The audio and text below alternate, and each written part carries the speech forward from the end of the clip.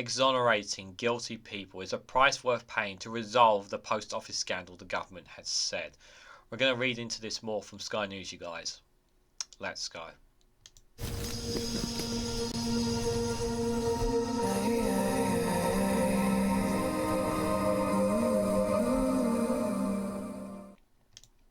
Good morning, good afternoon, good evening, wherever you are in the world. This is Reganelite here with an article from Sky News with the headline of exonerating guilty people is a price worth paying to resolve the post office scandal, the government says. The government says it wants to get the exonerations through before the summer recess on July 23. Guys, while you're here, before I give my thoughts, if you can hit the like button and share across social media so others are notified of this video. I'm inclined to agree with the government on this one. Now, before we read into the article, I do feel that while I do think the way this has been done is not right, that it should be done through the courts to get this to exonerate these people. But the problem is that the government itself are the ones who reduced our their 14 years of austerity has significantly reduced our courts and laws, so that the court system just doesn't have the time it's necessary yet to deal with all these backlog of unfortunate people who have had themselves been forced to make themselves guilty of actually being part of this scandal when in fact they're actually innocent. And the problem is that there are so many people who are tied up in this, who have been made guilty, who have had their lives destroyed, who are on their deathbed now, who have sadly taken their own life over this, who have been hounded, being perpetrated as bad people because of this story.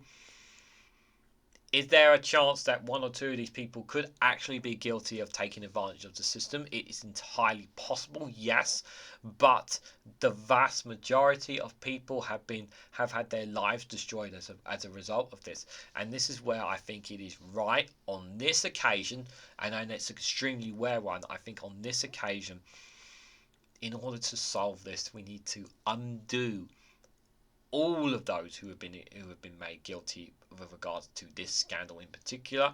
Yes, it will cost taxpayer money. I don't think anybody can argue that. We know that there's going to be significance to that, and hopefully the companies responsible, we can obviously take some money from this, because them and those who are responsible can face criminal charges and perhaps a long time in prison for it, because I think they deserve it because of what's happened here.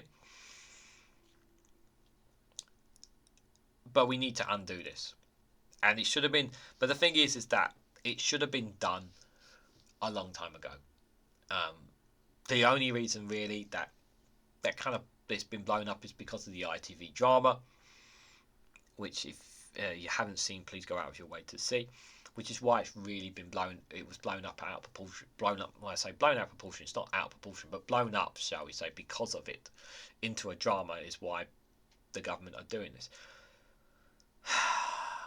But to some people, it feels too little, too late. That their lives have been destroyed. That they can't get the time back that they had from it.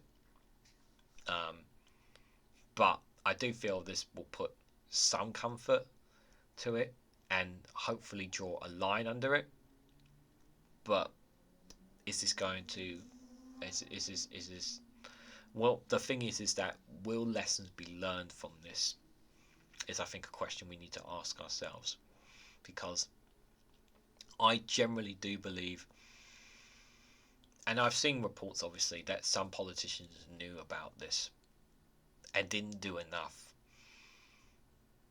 There are a lot. I still refuse. Like, I know some people have said that Ed Davey, for example, the Lib Dem leader, didn't look enough into this, and I still had my suspicions.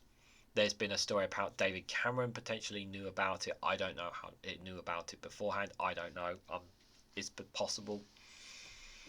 But all political parties who have had some role in government over the last 20 years or so, the main parties, are we going to say that all these politicians didn't know anything about this and even turned a blind eye to it? Were they all duped?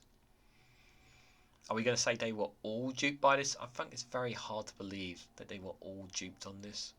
That some of them didn't get letters and whatnots about this. It's hard to know for sure, guys. It really is. So, overturning the convictions of guilty sub-postmasters to exonerate all those unfairly prosecuted due to the Horizon scandal is a price worth paying, according to the government. The Horizon scandal has been called one of the largest miscarriages of justice in British history, after thousands were prosecuted and accused of stealing money due to the faulty Horizon software developed by Fujitsu. I know people have said that I can't pronounce it properly, so blow me, I can't say it properly, Fujitsu, alright? Under new legislation, the government says it will quash all convictions which are identified as being in the scope. The Post Office Minister said that possible exonerating people guilty of crimes is a price worth paying to ensure innocent people are cleared. The aim is to get exonerations done as soon as possible before the summer recess on the 23rd of July. It's really important, before I go any further, that this must not set a precedent for more exonerations in the future. This should be a one only, and one only such, because of the mass scandal behind this. We should not be setting this example going forward. This should only be a one thing, and it's not right that we are overriding, that we are not doing this through the courts where it should be done, that this should only happen once and once only. This must not set a precedent. It's really important to stress that. Writing to the House of Commons, Kevin Hollinrake said, as noted in my statement on January 10th, the legislation is likely to exonerate a number of people who were in fact guilty of a crime. The government accepts that this is a price worth paying in order to ensure that many innocent people are exonerated. In an attempt to ensure people are truthful in signing up for the compensation linked to the convictions being overturned, they will have to sign a disclaimer confirming their innocence. Any person found to have signed a statement falsely in order to gain compensation may be guilty of fraud, Mr. Hollinrake added. So which convictions will be overturned? So let's read into this. So the statement from Mr. Hollinrake also gives details on which exact convictions will be overturned. So the cases prosecuted by both the Post Office and the Crown Prosecution Service, where the cases are being based on evidence from the Post Office, will be squashed. However, prosecutions from the Department for Working Pensions will not be struck down. The government says this is because no cases prosecuted by the DWP have been overturned. Horizon data was used to corroborate facts in these cases rather than rely on, Mr. Hollinrake said. The exact time frame in which cases will be overturned is not yet confirmed, nor are the exact offences in which will be in scope. Only sub-postmasters or their employees, officers or family members, or direct employees of the Post Office will have their convictions squashed. And the person will need to have been working in a post office that was using the Horizon software when the offence was said to have occurred. Interesting. The government has said there's been no cases prosecuted by the DWP that have been overturned. Yeah. Interesting. I have to say, I think this is very carefully worded and coordinated. But how many is it? Is it going to be enough? Is this going to be enough? I think is a question. So what about Scotland, Wales, and Northern Ireland? The legislation being introduced in Westminster will cover England and Wales. Mr. Hollinrake's statement said Scotland and Northern Ireland will oversee their own implementations of exoneration schemes. However, the UK government said will work with them to ensure that those are compatible with UK compensation schemes, so that compensation will be paid to victims across the whole of the UK.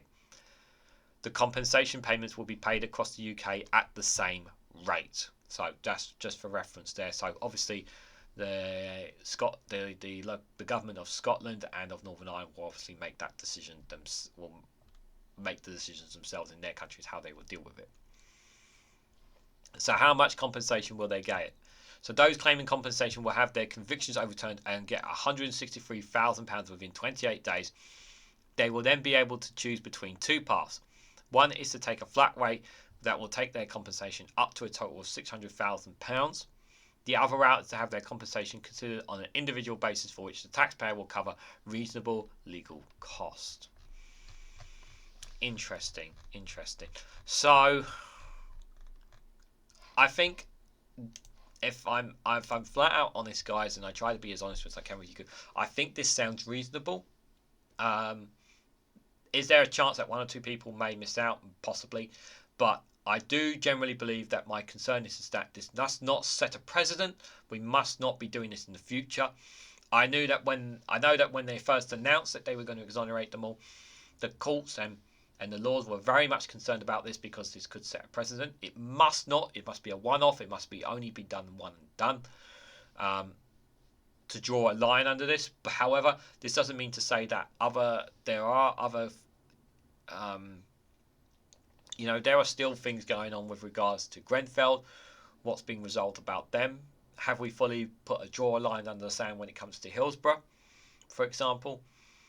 There are still many things in the UK that things haven't been drawn a line under either, though, and yet while this one has without a doubt been going on for decades and decades, let's not take away that, because there apparently may have been faults all the way back with a second IT fault, which I've covered on previous videos on the channel as well as on Patreon as well. But a lot of people's lives and damage has already been done, and while this will help draw a line under most of it, it doesn't. One thing it will not take back, no matter how much money you give these people, is the time. They've lost that time, and some of them are no longer here now. And I think it's a very sad state of affairs that the only reason now that people are doing something about this is because it took a drama series to. Politicians knew about this. How far back did politicians know? We don't know. But I strongly suspect that politicians knew more than they are saying now. And I think that's very important to remember. Which is why trust in politics is very much at an all-time low, among other things as well.